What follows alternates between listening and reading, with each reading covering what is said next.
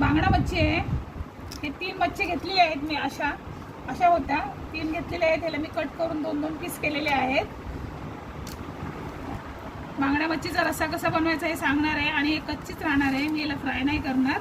आणि याचं वाटण आहे घेतलेलं आहे, 1-1.5 कांदा घेतलेला आहे, थोडेसे अद्रक आहे आणि 1 पूर्ण लसणाचं हे आहे, लसूण सोललेला आहे थोडासा, आणि सुकं खोबरं आहे, आणि ही आहे भाजलेली, ही चण्याची डाळ आहे भाजलेली। हे एवढीच देणार आहे, जास्त नाही। आणि हे मिक्सरच्या भांड्यामध्ये आणि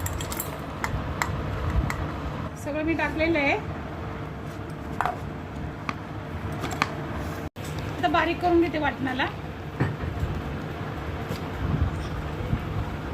वाटणच आहे। आता मी याला तेलामध्ये टाकते आणि मच्छीचा रस्सा सांगते कसा बनवायचा ते। कढई गरम झाली, तेल टाकते आता, थोडं जास्तच टाकणार आहे।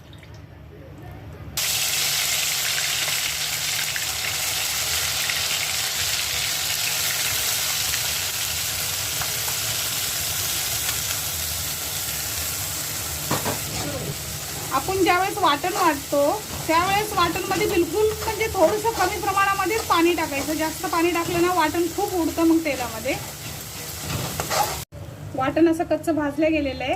अर्धा चम्मच हळद टाकते, चम्मच मीठ टाकते, 1 चम्मच धनिया पावडर, जिरा पावडर 1 चम्मच, मिरची पावडर, तिखट आहे माझं।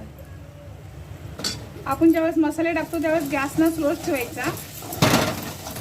मी कोकम टाकते, पण तो मच्छी माझी कमी आहे म्हणून मी सगळे मसाले आणि कोकम पण कमीच टाकते। मसाले पण आज खूप कमी वापरलेले आहेत। मसाले भाजत आलेले आहे।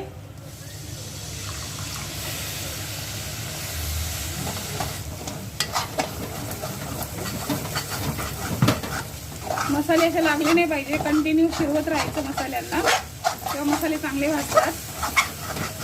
कच्ची टाकते, आज कच्ची मच्छीचाच रस्सा सांगणार आहे।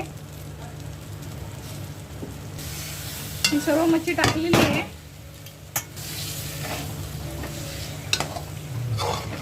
असं मिक्स करून घ्यायचं आणि नंतर तुम्हाला हवं तेवढं पाणी आपण ऍड करू शकतो। याच्यामध्ये